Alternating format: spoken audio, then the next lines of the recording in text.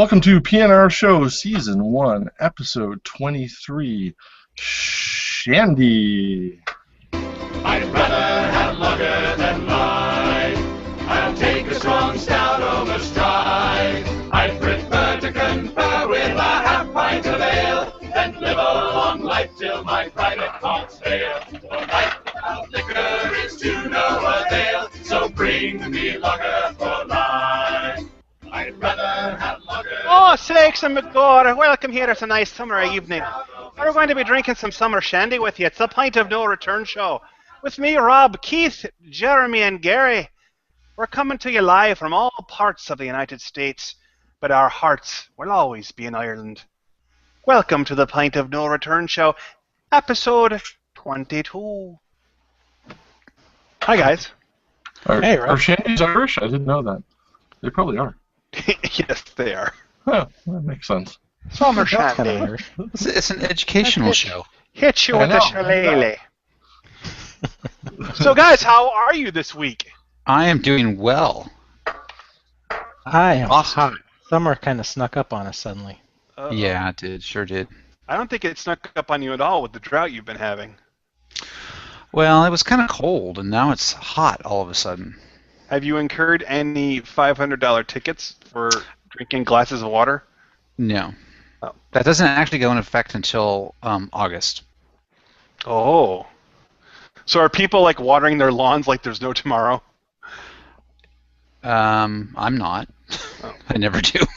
The problem with watering your lawn is then you have to mow your lawn. My lawn is a never-ending natural cycle. meadow. A natural meadow of indigenous trees and shrubs and weeds. Do you have tumbleweeds rolling across your lawn? Almost, yes.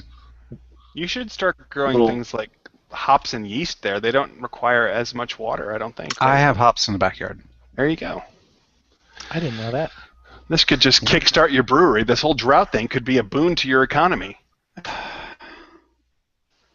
I I am. don't know, would a home brewing be an unnecessary use of water? That sounds pretty necessary to me. No, absolutely That does to me, necessary. too. Yeah. Hey guys, if you're watching this right now, you're listening to the Pint of No Return show, and this is our podcast where we, each of us brings a beer to the table, the same beer, and we drink it together. We give it a little bit of a review, and then we talk about stuff that's on our mind. That's right, the Pint of No Return show is your one-stop shop for beer, conversation, and just overall trivia that's not very important. But we're catching fire. I mean, we're up to maybe dozens of people. Knows the perfect brew. Sorry. Premature. And it's production values like that that are launching us to the stars. That's right. Keith has got his fingers basically all over fumbling a soundboard, which is bringing up 70s, 80s, 60s beer clips that he just plays at the worst times, except when he's cued. High production Jesus. value. Oh That's why my we God. have a fan. All right, wait. Cue me again. I can do it. The crew knows the perfect brew. Okay. There you go. So tonight, it's kind of a different take on our BYOB show. Every once in a while, we have feedback. yeah. So every once in a while, we do a BYOB show where each of us brings our beer to the table instead of drinking the same beer. But tonight, we have something a little bit special for you. Each of us is bringing a favorite or a easily acquired beer of ours, and we're making a summer shandy. But before we talk about exactly what a summer shandy is, some of our loyal listeners out there have decided to give us some valuable feedback. Keith is really chomping at the bit to share with us that feedback. So why don't you go ahead, Keith, since you've stomped all over my feet. Go ahead and... Well, I thought the drop was for the bumper for the feedback. No, you're absolutely right. I should be following the show notes, which I'm not. So it's actually my fault. Keith, you have feedback for us. What do you got? Actually, I'm going to throw the feedback to Jeremy this week. This time it's your turn to bring the beer. Oh. Not the one that's always an unexpected pleasure. You actually play the sound effects over your own voice. Yes. Well, you step on yourself. Oh, So I guess man. that's the cue for the feedback. There you Jeremy, go. feedback. Yeah, go for it. So we've got two pieces of Well-oiled feedback machine. on 2 consecutive shows. If either of the feedback do not say, "What is this crap?" I will be shocked. This is I feedback. think people don't bother to log in to leave that feedback. That's just a natural. We assume that. But somebody on episode 19 said that was the best intro ever. And if you don't recall what that one was, it was Rob's take on the "You Can't Handle the Truth." Was that A Few Good Men from A Few Good Men? Yes, Yeah. it was. Jack That's Nicholson. the best intro ever. We'll put that in the show notes. And also on episode 18, someone's wondering if Rob likes any of the strong, typically masculine flavors. Whiskey, hot wings, garlic, stinky cheese. We don't know. Do you, Rob? Hot wings, yes. Garlic, yes. Stinky cheese depends on the cheese. What else do you say? Cigars, no. Smoke. Smoke, sure. Like smoked meats or smoked cheeses, sure. Yeah. How hot do you go with your hot wings, Rob? I'm not going to go atomic. I'll actually want to be able to enjoy the wings, and to have atomic wings just seems like you're trying to conjure up some fake rite of passage. So I mean the hot wings are fine for me. I like hot wings. Okay, so spicy food's not a problem. No, Yeah. heck no. Tex-Mex is a way of life down here, so you can't get by without jalapenos and just about everything. So it's just the pine and the hops. But we're gonna get that. We're gonna get you Well, it's really acclimated just to that bitter. taste. Bitter, I think. Yeah. It's the We bitter. talked about it a while back. We think Rob is actually what's known as a super taster, and he has super sensitivity to things that are bitter. So that- I think that's it makes true, him yeah. a horrible beer reviewer, but we love him anyway. No, it makes me a great beer reviewer for those who are similarly Yes. inclined and talented. So Rob reviews beer for the 1% who can't taste it. that's great. And I would like to also say that there have been IPAs and stouts and other beers that I don't usually care for that I have liked. So it's a very specific flavor profile that I'll tolerate with that bitterness.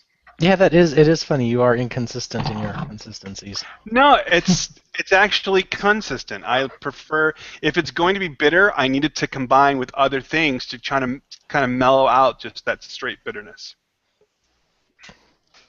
If you can find beers like that, generally, if you go back through the show, generally I will like them. You need to have a ruination. He'd like that better than Pliny. He might. Yeah. Pliny the Elder is one we've done on a previous show, folks, and it's just about the worst beer out there, especially for a super taster like me. Consistently rated the best beer in America. 3 out of 4 of us agree. Yeah. The three that matter in terms of beer, yeah. Okay. Yeah. I speak Speaking for of the beer- I speak for the Speaking of everyman. beer.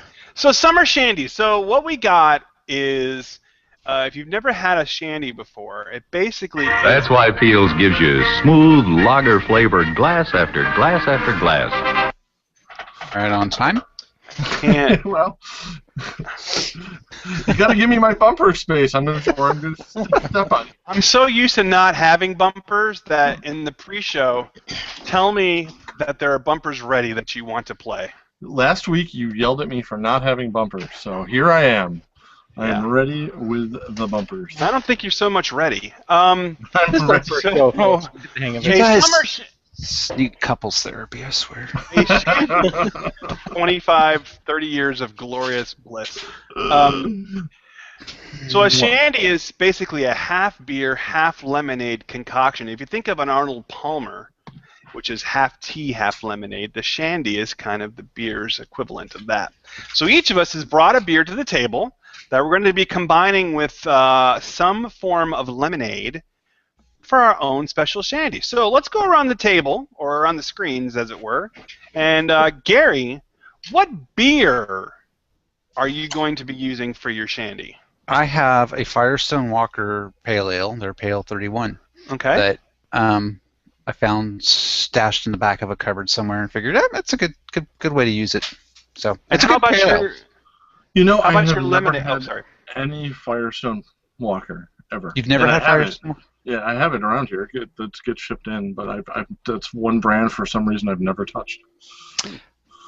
Well, we'll talk about that later. We'll get the Okay. lemonade. I have Simply Lemonade, just regular. Okay. What I grabbed it in the When store. you buy it out of the store, yep. Yeah. That's a good one to use. Jeremy, what is your beer for your shandy? I have a Samuel Smith Organic Strawberry Ale and a Strawberry lemonade. Tuscher Helles Hefeweizen. It looks like a really cloudy German Hefeweizen. Oh, so you're gonna take two, see which one's the better of the two, and I couldn't decide. okay. I'm curious to That's see. good. I've never done a fruit beer with a shandy, so that'll be interesting. Strawberry lemonade shandy. That does kind of good. intrigue me. Yeah, I do it does like sound strawberry lemonade. Seems like that could work. And your lemonade choice? Just made some lemonade with lemons. From Oh, the so like Lemonade. actual Oh. natural lemonade. Although it's a little too sweet, I kind of overdid the sugar. That's okay. You just put less in, that should be fine. Keith, your beer this evening? I have a 21st Amendment brewery that I'm doing, and I have Wegmans Organic Lemonade, which is basically the house brand of the Simply Lemonade. Okay. Wegmans, simply the finest grocery store in the world. I miss it so. I am going to be going with a Texas beer, actually from ones we just did. I'm going to use St. Arnold's Summer Pills. Ooh, that sounds Nice. good. Yes, So, it does. Pilsners work really well in shandy. Yes, they do, indeed. I'm a fan of the shandy. I've had Yeah. many a shandy.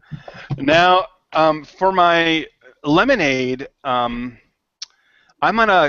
doing a low carb diet, so the actual hearty lemonade is not going to work for me. So I'm going to be using lemonade Mio. Oh, Oh my God. oh, that sounds horrible. No, I We will. are- I will tell you that I have lemonade Mio and water all the time, and it's really actually pretty darn good. Okay, well, I mean, are you going to make it in water and then put the beer in it, or are you just going to make it with beer? I'm going to make it with beer. Because that sounds horrible. That just You want me sounds. to do it with some water? I'll do it with water. That's okay. Well, I can go get some water. by all means, Rob, if you want to destroy your beer, you go right ahead. No, I think it's a great. would I think it's a great the idea. Let's see what lemonade, happens. in the water. I'm would making a replicate shandy. lemonade just fine. I'm making a shandy for the 21st century. Oh dear God. Yeah, right. You're making a shandy that you'd find in like a nuclear shelter or something. You know what? I will get some water. You know what? I'm If gonna you get go, some water. you know what, Rob? No, wait. You can mix it with beer. Go ahead, but get one of your Miller Chills or something like that. That's mostly water anyway. It'll work fine in that. I'm getting thirsty. All right. So why don't you guys prepare your shandies? Let me go grab a glass of water. Hold on. Oh no! Don't do that. Don't give in. Don't give in to the peer pressure. No, I'm I getting- think the bad thing about a shandy is it does dilute your beer. So if you want to drink all your beer with a shandy, you need a really big glass, which is what I use, so that I can use the whole beer Interesting. and then shandy it up. So Yeah, I got Where'd you about, go down? I don't know, 2/3 of my beer in there. I Here we guess mine's going to be a little bit more beer than lemonade, so. That's okay. Anywhere between 50% and less is fine. I've seen people make shandies with beers they really like, where they just kind of throw a splash of lemonade in at the end. Oh yeah, and if you buy shandies, many breweries make them in the summer months. If you buy them, they'll come in all different manners of intensity. Yeah, and most of them are terrible. Yeah, the homemade really is where it's at. Okay. So look, I made my lemonade. There you go.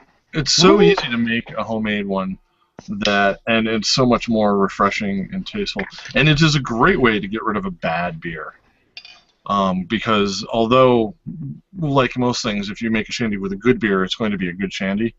A shandy is still better than just drinking a Bud or Coors or something like that. If someone brought one over, or you're at a party where that's all they've got, but they have lemonade too, go ahead and mix yourself up a shandy, and you'll just be so much happier.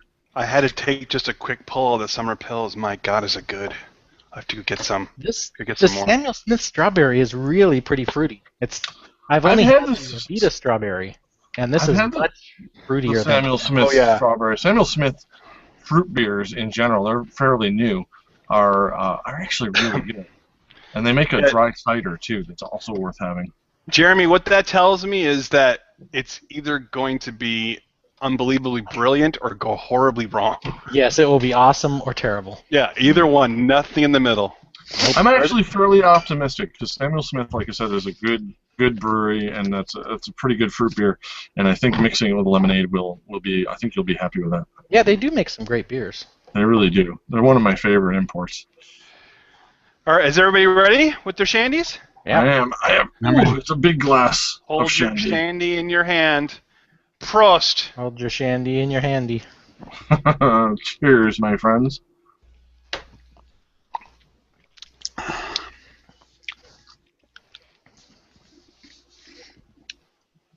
Well, that's good. Mm.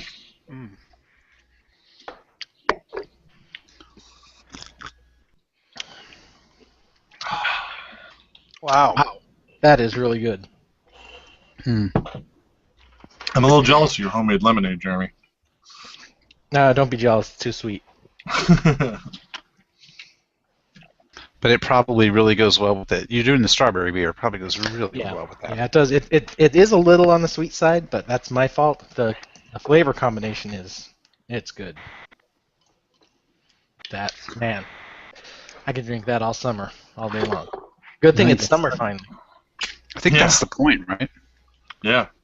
Yeah, we did want to make sure we got this during the summer months. It's just such a great and simple, stupidly easy cocktail. All right, so impressions. Let's go in reverse order. My St. Arnold's Mio Shandy is surprisingly good. Yeah. I don't know if that's just because the St. Arnold's is so good, or that the Mio is just kind of gives it a nice lemony flavor. It doesn't taste that authentic, real lemonade, citrusy pop that you get, but it's enough that it's really good. It's very refreshing, and I like it. So if we're gonna rate these, I'm gonna give these a very sunshiny, relaxy 7. It's really good. I'm surprised. I didn't think it would be that good. Do you have any of that Mio left, Rob? It's a brand new opened container for the show. So I'm thinking you do need to try the direct mix that you threatened. Okay, but I can't do that with the summer pills. I think that's the only one I had. You want me to go get like a watery beer? Yeah, definitely. You got some Miller Lite or something hanging around? Yeah, grab a cheap brew because I'm curious now. Okay. See what- So let's move on to Keith. Let's see what he likes about his shandy. Okay, well I'm drinking the 21st Amendment Brew for Your Die IPA, and it's a good IPA, but it's not a great IPA, and which makes it perfect for a shandy, because you don't want to use a really great beer and dilute it with lemonade, but anything you're meh about or actually don't like will come out really well in a shandy. So this is perfect. It's got just enough bitterness to match the lemonade bitterness. It really pops. It's really quaffable. In fact, I can probably do my whole giant glass in a gulp or two. Perfect on a hot day. Easily a 9 out of 10. Very, very good combo. Love it. Absolutely. What lemonade did you have? I just have a store brand organic lemonade, which is basically the Simply lemonade that you can get just about everywhere, but this is the store's version of it. It's a good store-bought lemonade. And you said that was a 9? He said it was a 9. Yeah, Yeah, no, nice. it's really good. It's really good. It takes the Brew for Your Die IPA and just takes it up notches unknown. It's really good. It's delicious. So yours worked out well? Yeah, very well. I gave it a 9. Oh, wow, very good. Yeah, it's delicious. All right, Jeremy's strawberry lemonade shandy. What do you got? Man, this is awesome. The strawberry flavor in the beer is a little a little too fruity for my taste if it, just the beer on its own. But when you put some lemonade in it, that sourness of the lemon, it complements it so well. This is really, really good. This is going to be a summer drink. 10 out of 10. Oh, wow. Whoa. Way up to the It's a top. rare 10 out of 10. Woo. That is good. All right. All right, Gary's Firestone. It was 31, right? Pale 31, which is What you a got? decent California pale ale. It's a dry hop, they say. It's, well, Uh-oh. You there, Gary? Gary got the Jeremy freeze. froze. Ah, you did it! Yeah. You did I it! did. I totally said did Jeremy. All right, he's back. You froze on us for a second, Gary. Say that again. where did I stop? Right beginning. after Right at the Firestone beginning. 31. Oh, okay. I was saying it's a pretty good pale ale. It's not an outstanding pale ale, but it's solid. Am I frozen again? No. And simply lemonade, which is what like my kid's favorite lemonade, and they were mad because I wouldn't let them drink it. I don't know. I had that It- problem it- too. Yeah, it just worked out. It's okay. I think the first drink was initially good, but I don't know. This beer is, I don't know how old this beer is. It could be a year old or more. So maybe just got a bad beer, but it works. But to me, I'd just rather have the pale ale than mix it up with the lemonade. So I'm gonna That's give the it a review 5. I expected from Gary, knowing what I know about your beer love, Yeah. infatuation. Yeah. So I would figure that anything diluting a good beer is a bad thing for Gary. So what did you give it again? I gave it a 5. Oh, okay. So it's, like I said, it's not. I don't know. My reaction is almost opposite of Jeremy's, but not on the spectrum of Rob's reaction to like a Pliny the Elder. So it's taken a beer that's pretty good and made it not so great. Yeah. I mean, it's a solid pale ale and made it. Meh. So Okay. that's All right, where I so am. for you want me to try a combo? I did find another summer pills in my fridge, so I did have two. Oh, awesome. So I can do the So you'll have a sorted good in that, comparison. or I brought down everyone's favorite, Miller Lite. Do the Miller Lite. Miller Lite. Okay. I think that you'll probably enjoy the pills better. So I would kill the light if I were you, but it would be interesting to see the direct comparison. Okay. So I put a squirt into the Miller Lite. I'm gonna drink it right out of the can because you really can't foul up a Miller Lite. There you go. Prost.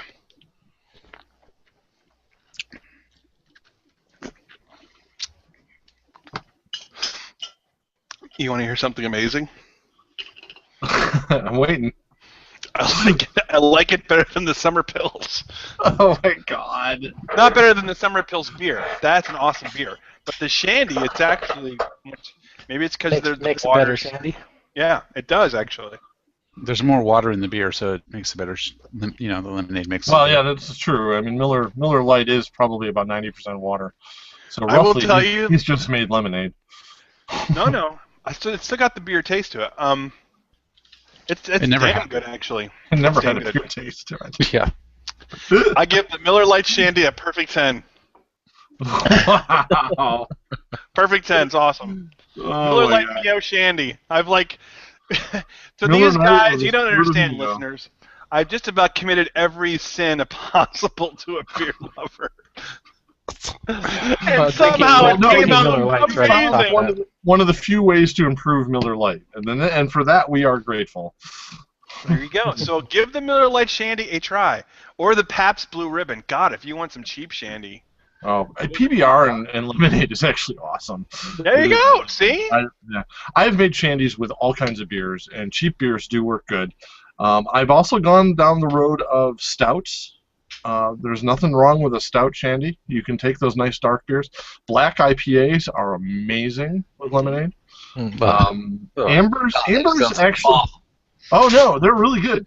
You can take a good black IPA or double IPA, and it's really good. It's really good with lemonade. So Although I don't basically, go like, 50-50. I could probably do only 25% of the lemonade. and then 75 of the beer. So basically, you can take any really good beer and make it crap. No, Well, no, listen. There I'm are some saying summer it's a good shandies. thing. I will tell you, the first time I tried a homemade summer shandy was actually at a dinner at Keith's house. He basically brewed up his own, not brewed up his own beer. It was a store-bought beer, but he made his own lemonade and put it in, and it was fantastic. Yeah. It just depends on the beer. I guess I added It more does. lemonade, which helped. I think for me it needs to be more lemonade than beer, as opposed to more beer than lemonade. Well, you were a little light on the lemonade to start with, weren't you? You were already on the. Yeah, I was a little light on the lemonade, and then I tried pouring the rest of the beer in, and I'm trying different percentages. As the lemonade content goes higher, it starts to taste more like lemonade, which is better. It is traditionally it is a 50-50 split. Yeah, and when you have a pale ale like that with the bitterness, I mean the bitter and the sour, sometimes sour and bitter do not combine well. Yeah. Well, this is not an especially bitter pale ale. I mean, it's a pretty run-of-the-mill kind of flavor profile. Well, that's good. All right, so that was our BYO Shandy. Top of the morning to you out there in Beerland. So give a Shandy a try. Take your favorite beer and do a little mix-up and see what you got. And get back to us. You can contact us. I tried to time when you're going to end, and it's just not working. There's a little lag on playing these. You know what? I'll put a finger up, and I'll let you know. Get back to us. Pie of No Return Show. No. See, now you got to slap that adult thing on it now. You can Twitter us at WolfmanK, at AlwaysBreaking, at Jeremy Brooks, and at RebRob. And or leave a comment on our YouTube channel like Aaron did. Thanks, Aaron. And thank you. That was our To the Pint segment. Now we go on.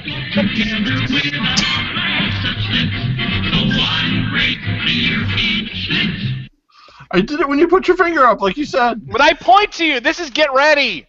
Oh. But it's not instantaneous. There's a lag. You gotta give That's me. That's why I put the finger up a long time before I actually need it. But if you put the finger up and then you talk over the lag, then I lose it. So everyone's heard Comcast, this just really horrible customer service guy, this recording. If you haven't, go check it out at consumerist.com. We'll have it up in the show notes. There was a guy that he wanted to quit Comcast. Happens to be Ryan Block, a fairly famous tech reporter. Yeah. There you go. He was trying to quit his Comcast subscription, and if you've ever had to cancel an account with a company, you know that they will try their darndest to keep you on and try to help you in some way address your issues, perhaps give you some free stuff or a free offer or something to keep you as a customer, anything to keep you as a customer. But the gentleman with Comcast kind of took it a little bit over the line. Not even really trying to keep him, but mostly being very hostile and rude, in my mind, trying to get the guy to explain why he was giving it up, and going so far as to say things like, well, why would you want to give up on the #1 internet service in the world? I guess you really don't want quality, do you? And throughout it all, Ryan was calm and cool and slightly sarcastic in places, but just trying to get his service disconnected. And my impression was he started recording about 10 minutes into the call because he couldn't believe what he was hearing. And we put up an article from the Consumerist where some folks from Comcast, both past and present, have talked about that, yes, this guy's ethic was totally over the line, but it's actually a very common practice among Comcasts to keep them on the line and keep them from being discos, which is what they call disconnects, at all costs. So first I want to ask you guys if you've heard the call, and if so, what your impressions were of this guy's work acumen. Okay, a little background on this. If you're a tech junkie like me, you know Veronica Belmont is his wife, who actually started the phone call. And when he got on, after she gave up and walked away from the phone call, is when he started recording. Oh, so there's already been 10 minutes of interchange where Veronica says, and they're in the process of moving, and they're moving from their apartment to a new home that they bought, and they already have new service at the new home. So all they're trying to do is disconnect their old service. So, which she told him, well, several times during the first 10 minutes, is that they've already got service at the new place. They just need to disconnect their old service because there was an overlap where they were paying for service at both. At which point she gets completely overwhelmed and hands the phone to her husband Ryan, who hits the record button, and then the call goes from there. I've heard this call probably 10, 20 times because it's been done on every podcast that is vaguely related to tech for the last 2 weeks. That would be us. Yeah. More vaguely related, because now it's made its way to a beer show. So, I think it's, Comcast apologizes and is doing all the right things now, and they claim this is not what they train their employees to do, but other Comcast ex-employees have said, no, they don't train you to do this, but if you don't have the right answers for the boxes that these guys have to fill in to disconnect you, they actually lose money out of their paycheck. So they will stay on the line and try to get you to say something that they can fill in that box, one of the predetermined drop-down answers, so they don't lose any money. So I don't know. It's ethically it's a terrible thing to be doing, and when you're in a somewhat of a monopoly situation, I don't know why you care so much about holding on to one individual. I mean, what are they going to do? These people essentially moved. I mean, they didn't, but essentially they moved out of the market that Comcast was in. Right. So, what are you going to do? You can't take your service with you everywhere. I don't think anybody would disagree that this guy was over the line, but as the article says, and Keith was alluding to, they talk about agents only being allowed 3 disconnects per 8-hour shift, meaning all the other calls that they take have to either be successful or they have to keep on the line long enough to limit the number of calls that they take so they don't exceed that 3 disconnect per 8 hours, and that if they have those for 3 consecutive days, so it's like 3 strikes times 3 strikes, they can be fired. So yes, it was wrong, and that's horrible. Well, it was horrible customer service. But wait a minute, who knows where this guy was in the process? Maybe this was his last disconnect, and he's trying his hardest to hang on to his job. That's a ridiculous policy on the part of Comcast, because the customer service agent, in a lot of cases, can do absolutely nothing. There's nothing, and in this case, there was nothing he could say or do to prevent the disconnect. These people moved. Right. Mm-hmm. I mean, it was a disconnect no matter what. So that's the policy on Comcast's part, if that is in fact true, is just completely insane, and is just another reason why Comcast is probably one of the worst companies in America. They were rated the worst company in America. Yeah, several times. Yeah. And when they're not, it's another telecom that takes their place. And one of the, I don't know if I read anywhere or heard anywhere that he could get fired for a disconnect, but I know other people have piped up, and other people have shown pay stubs from Comcast that show, they show commissions if you keep people. They pay you well to keep people, but they also ding you if you get too many disconnects. You'll get a penalty. That firing thing, Keith, is actually in that article. In the Consumerist article? Yes, it's the problem I'm having with this point with this story is it's been told and retold so many times that it's a bit of a game of telephone right now. Sure. They've only given one interview. officially, so as a couple. So I don't know. Everybody else is reprinting and reprinting and reprinting.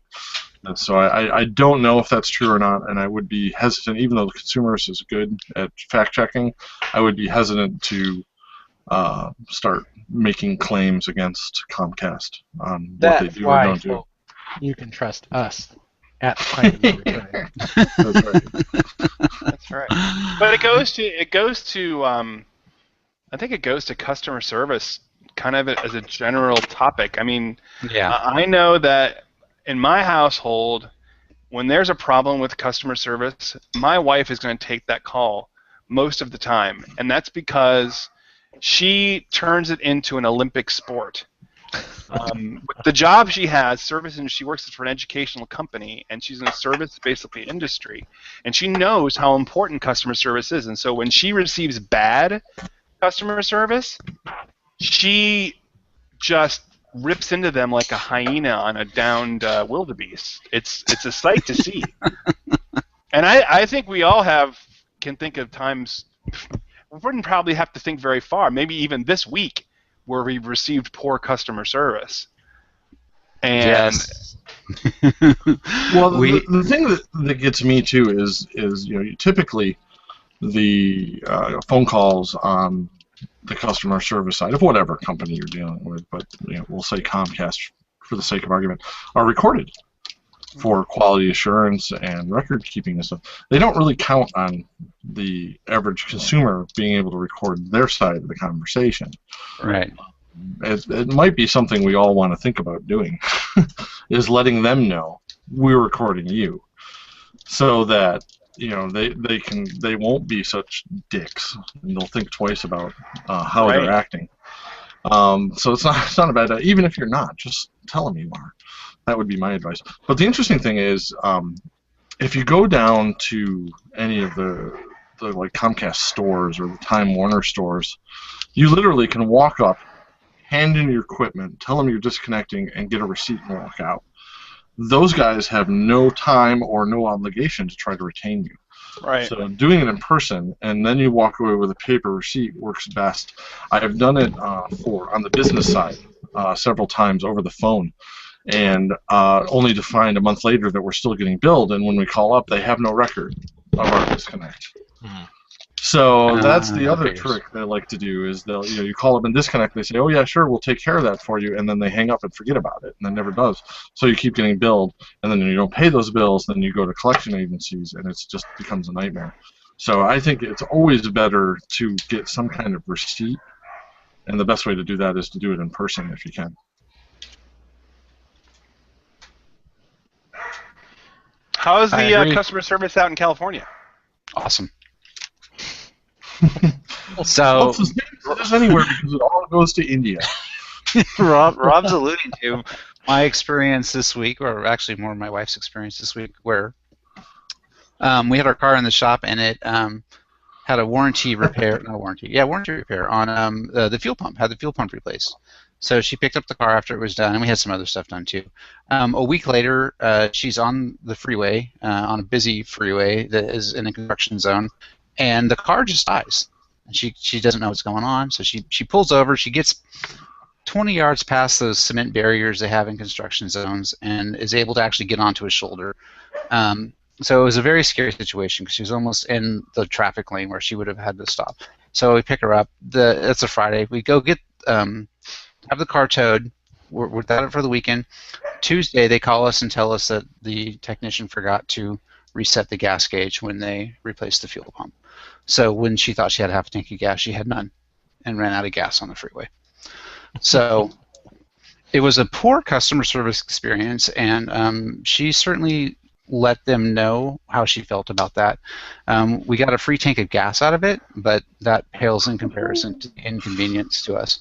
And I called the manager back, and he never returned my call, surprisingly. So anyway, poor customer service is rampant, but when you find good customer service, I guess the moral of the story is to make sure to let those people know, because a lot of customer service agents have a lot of stress and they deal with a lot of crap. So I think it's worth the effort to use to say, thanks, this was a great call. I'm happy you helped me, just to give them a little bit of positive energy, because so many of them deal with a lot of negative energy during the day.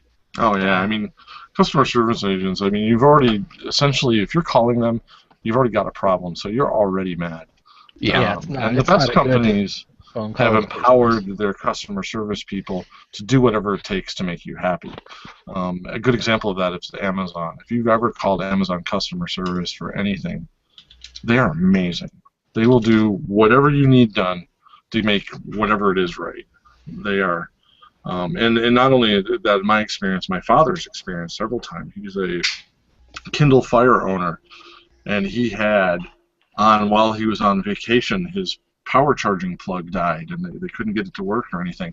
And they next day aired him one to the hotel. Wow, that's awesome. No charge. He had his Kindle Fire for like 6 months or something, and they certainly were under no obligation to do it. But he went through the customer service thing to try to get it fixed, tech support and whatever, and they diagnosed it as a bad plug, and they just sent him one, and it showed up at the concierge desk the next night. That's good customer service. Yeah, I mean, you find really good customer service, and it's a company that you want to continue to patronize. I can probably get very few calls where someone is ringing them up, say, hey, I just want to let you know your company's doing a great job. It's some technical glitch or problem or bitchy or complaint that you want to file, and they just hear that all day. Even worse for them than those guys, although it's probably about as bad as you can get, would be the folks that work like in the consumer fraud division of a bank. I don't know if you guys have had this happen, but we've had it happen several times over the last couple of years where our number's been scammed out of an ATM or some other device, and we've had some weird charges and go on. And I asked one time with a lady while she had me on hold while we were switching our cards and getting everything taken care of, and I said, just about how many calls do you guys get a day? And she's like, I literally have 15 calls on hold right now, all doing fraud. She said it's all day, every day. Oh my God! That's all they do. It used to be. She said it used to be that this would be a part of their job as a regular bank representative that they would handle this, but now they have to have entire groups of people that just do that, just do bank fraud. Wow, that sucks. It does.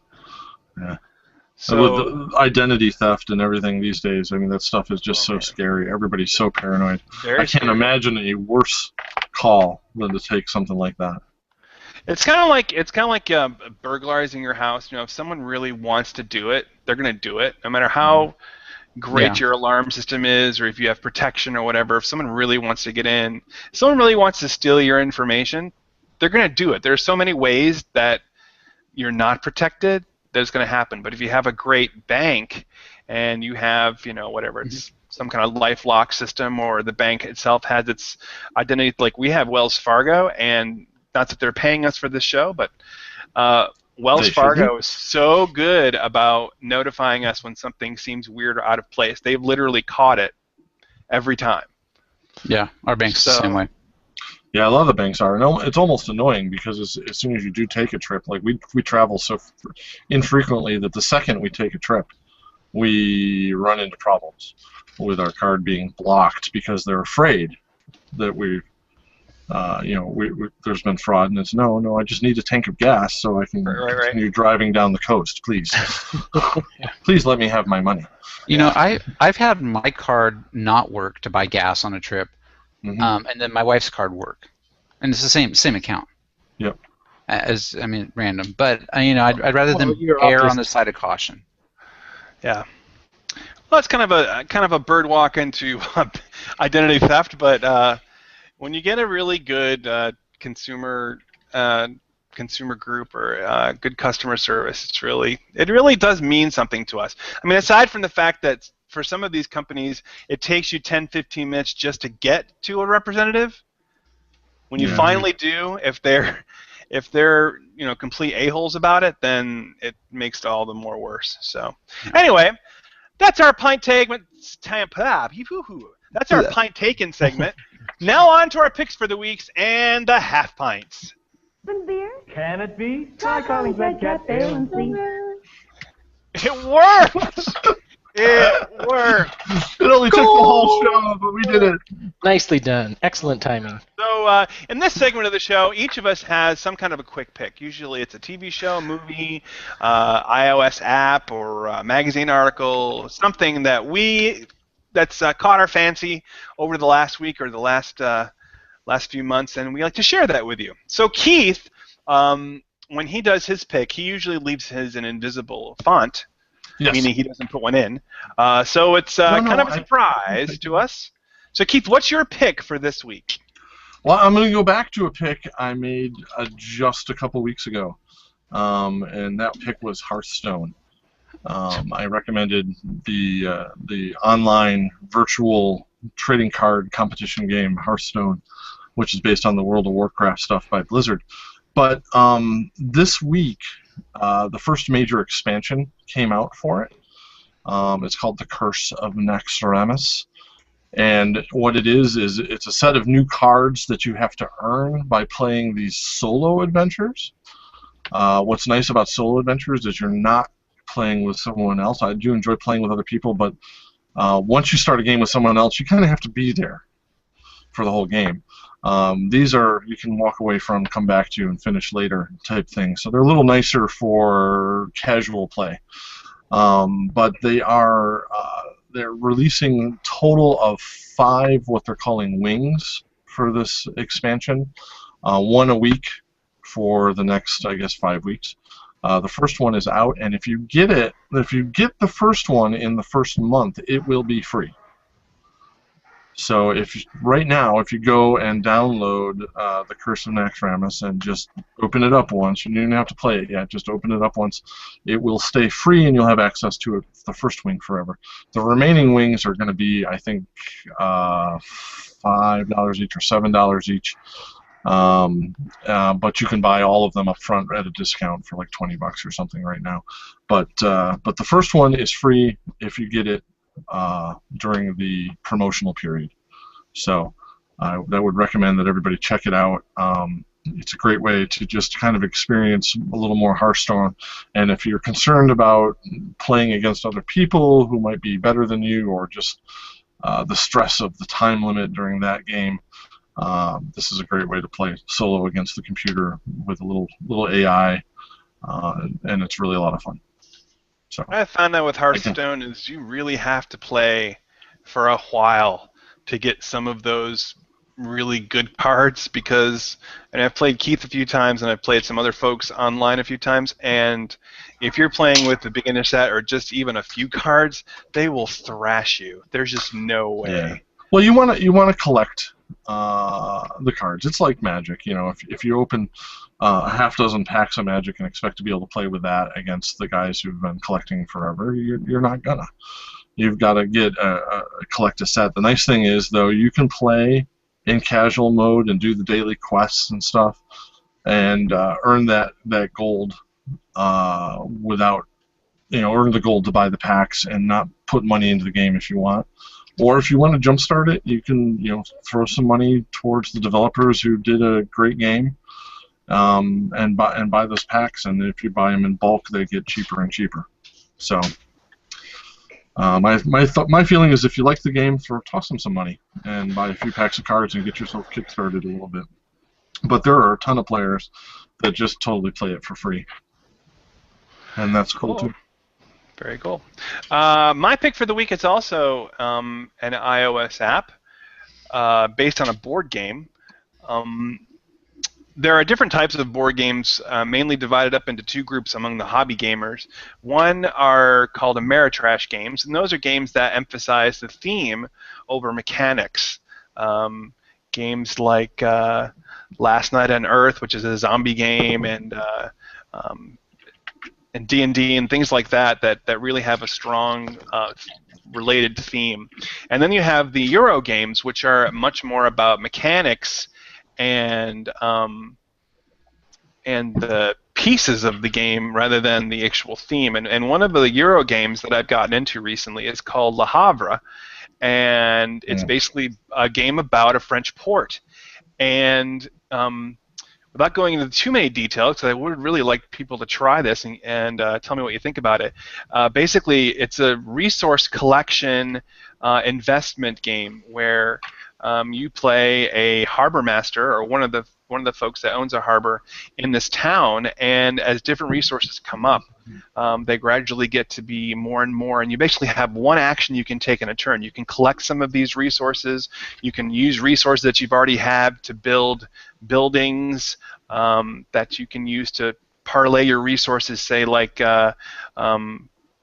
cattle into meat, which into leather. You have to be able to feed your people. You also can build ships that bring in food. The other players can use your buildings and pay you a fee.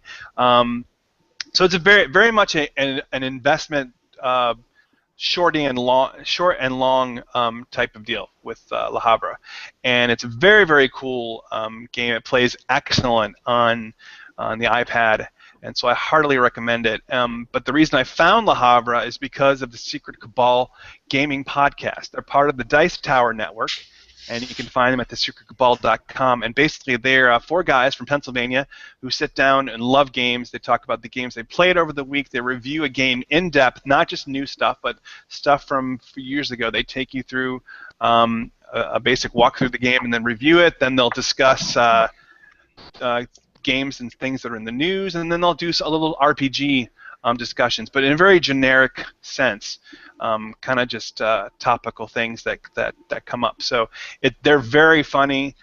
There's some real personalities. They're very much kind of like the point of no return of gaming, except their production values are much more synchronized than ours. We got there. But it's a really good podcast. It does run long, but the great thing about podcasts is that you can listen to them and then pause them and come back to them. They do 1.5 to 2 hour podcasts every 2 weeks. Every 2 weeks. That's not so bad. Yeah, that is pretty long, but I listen to them usually like in half-hour chunks, and that's about how long each of their segments run. So it's really, I basically can go through an episode a week. Going to and from in the car and sometimes at work. So give them a try, if you will. I like plugging other good podcasts, and I'm going to mention them on Twitter, hopefully get a little love from them as well. And give Le Havre a try. It's a very good board game. I didn't think I would like Euro games, but I really like this one. I'm going to try some others because I've enjoyed it so far. Gary! I have 2 picks. One I had, well, I was struggling to come up with one. The first one is an anti-pick. What's this? A cassette tape. Hey, it's a cassette tape from the 80s. Actually, my cell phone cover. Oh! How tricky you are. I found such a hipster. Cassette tape, which is cool. It looks really cool, but it's actually really crappy case, and I'm really not happy about it. The brand is Rocket Case. I'm not going to provide a link. When I got it, there was a little defect up here, which you're never going to see on the show. But what I really truly don't like about it is that it does not fit snugly. And the connector holes are small. You can get the Apple cables into these, but if you buy a third-party cable, like from Amazon or something, it won't fit in the port there. Same with the headphone jack. I've run into that, yeah. Yeah, which kind of pisses me off. It's like, come on, how hard is it to make the hole just a little bigger? So anyway, that's my anti-pick, a Rocket Case. It looks cool, but not so functional. It was cheap. I picked a cheap case. But it is keeping my phone from getting scratched. So anyway, that's my my anti-pick, and I'll do my real pick or my positive pick real quick. And I just remembered it because in the intro, Rob said TV shows, and I just wrapped up watching season 1 of True Detectives, which is an HBO show starring Matthew McConaughey and Woody Harrelson, and that is a phenomenal show. I've heard nothing but good things about it. You can purchase it now via iTunes and Amazon, so you have to pay for it. It's not a free one, but in my opinion, it's worth every penny of it. Matthew McConaughey, if you remember our Oscars show, won for Best Actor this year for his portrayal in Dallas Buyers Club. My opinion is that his acting in this show far exceeded the acting in Dallas Buyers Club. It was just truly well done all around, well written, well produced. Cinematography was great. The story is captivating, and the acting on both Woody Harrelson and Matthew McConaughey was just outstanding. So I would highly recommend spending the, I don't know, $30, $40 or whatever it is to get season 1 and watch it. It's a good show. Awesome. Last but not least, Jeremy wants to talk about cheese curls. So my pick is an Instagram account, and if you're not on Instagram, well, go sign up and follow Cheese Curls of Instagram. This is a guy who, we've all seen the toast that looks like the Virgin Mary, or the potato that looks like the Pope or whatever. This entire account is Cheetos or generic Cheetos, whatever, that look like something. For example, here's a photo on his account. It's described as the uncurled prehensile tail of this West Australian seahorse is a sign of confidence in his swimming ability. And it is so funny. And you can look at these, you can look at the picture and not see anything, and when you read his description, suddenly it's there. It's Oh my God. It's great. Yep, I spent my whole bus ride scanning through his account today. Holy crap. So, Cheese Curls of Instagram. It's free. It's hilarious. You'll love it. Oh my God. Yeah, it's pretty funny. That's pretty cool right now. Yeah, I know. I'm looking at some of these. It's like really. Yeah, you look at them, you're like, it's a cheese curl. But then, yeah, some of them you can really see what they're supposed to The creative writing makes it, and then Yeah. and then you can see it in what he's talking about. So. Yeah, his descriptions definitely make it. That's pretty funny. Oh yeah, that's got to be in the must. In fact, I got to weed out some of the crap in my Instagram, and that needs to come in to make up for it. Incidentally, Gary's showing off his 80s cassette tape iPhone case. Reminded me of just one little thing I want to add to everyone. If you get a chance and want to see something funny, go to 9to5mac.com, and it's on Apple Intelligence, and look up Where's the Mouse, where today's kids try to figure out an Apple II. It's just about the funniest thing. If you want to feel old, it's just about the funniest thing you ever see. They're like sitting there in front of the computer. If you remember that scene from Star Trek 4 where Scotty is trying to make this computer work to invent transparent aluminum, and he's like, "Hello, computer, hello." That's what these kids are doing. They're like saying hello. They're like waving. Why isn't it coming on? And they started up. Why is it so loud? That's it's pretty funny. So give that a try. It's on YouTube too. Kids react to old computers. Those kids react videos make me feel really old. Yeah. No, that's bad. Anyway. It is bad. Anyhow, so that's our half pint. Before we wrap up, Rob, I do have something I need to know. Okay. In the background behind your picture all night, you've had some sort of equipment on your filing cabinet there with a monitor on it. Other side, other shoulder. Oh, yeah. What is that? It's a portable That- TV. It's a. It does have a TV on it, but it's actually Something from Wally. It's a karaoke machine from like 7 or 8 years ago. Ah, karaoke. It's got a little I should have guessed. a little door to push out that you can set an iPod in to work off the iPod. But yeah, it's a karaoke machine. I have no idea. Since we bought a pretty nice system last year, I have no idea why it's still there. Aside Do from you have a nicer karaoke system than that? well, we bought kind of a soundboard, like a 5-channel soundboard that we plug our laptop into with some speakers, and then hook up a TV, and we do karaoke. We have mics and stuff. It's pretty cool. I might have to go to Texas just to see this. Yeah, Yeah, man. yeah. I keep inviting you. It sounds like never mind. Sounds like I I was a lot of hoping beer, that but- was some sort of sonar equipment for your boat. That's what I was hoping for. No, I was gonna say it was something I stole from Mission Control and NASA, since NASA's here in Houston, but no such luck. Just an old karaoke machine.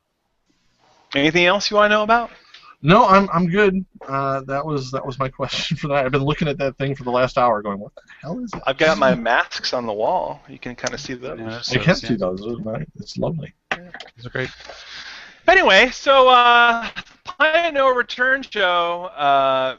Would love to hear back from you. I mentioned some of the ways to get a hold of us, and we'd dearly like to hear some feedback from you. Maybe some beers that you would suggest we try on the show.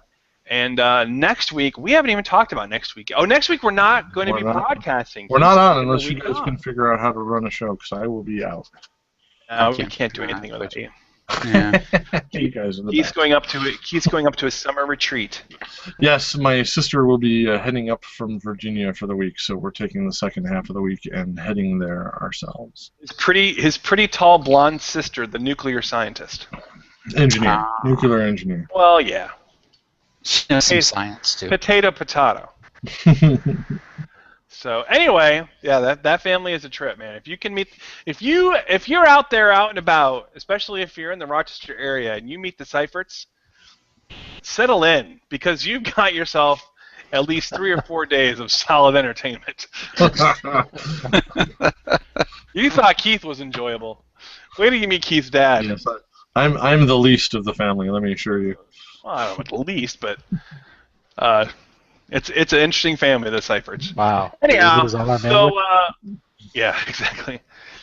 So we're going to be off for next week, and we'll come back bigger, stronger, and better than ever with episode 24, and that'll be right around our Labor Day show. Actually, post Labor Day. Oh, we'll have to figure out a different night to do the show when we come back, because that's the first night of football. We'll have to do football We're is gonna back. be out for a month. Yeah. Oh, This is- I'm thinking it's not September yet. Can Wow. we get to August, maybe? Was there a Oh writer my strike God. and we're on My hiatus? wife and I were just talking about a Labor Day trip that we're taking, so I had it in my head that we're in August. Anyway, we'll be back and still be the dog days of summer. We'll come up with some other, hopefully, summertimey old beers to take. I've got so, summer from all of brews us here at the hoping Pint to of No out Return show, keep drinking beer. I'd rather have lager than lime. The level's a little low. Take a strong stout over stride. I prefer Like to very low. conquer with a half pint of ale than live a long life till my private parts fail. For life without liquor is to no avail. So bring me lager for life. I'd rather have lager. That was the Proxy Boggart's whispering for Take a strong stout longer than life. Only to you, Rob. Everybody else had their eardrums blown out as I kept turning it up for you. Oh, you know what happened? I leaned forward and turned my volume down.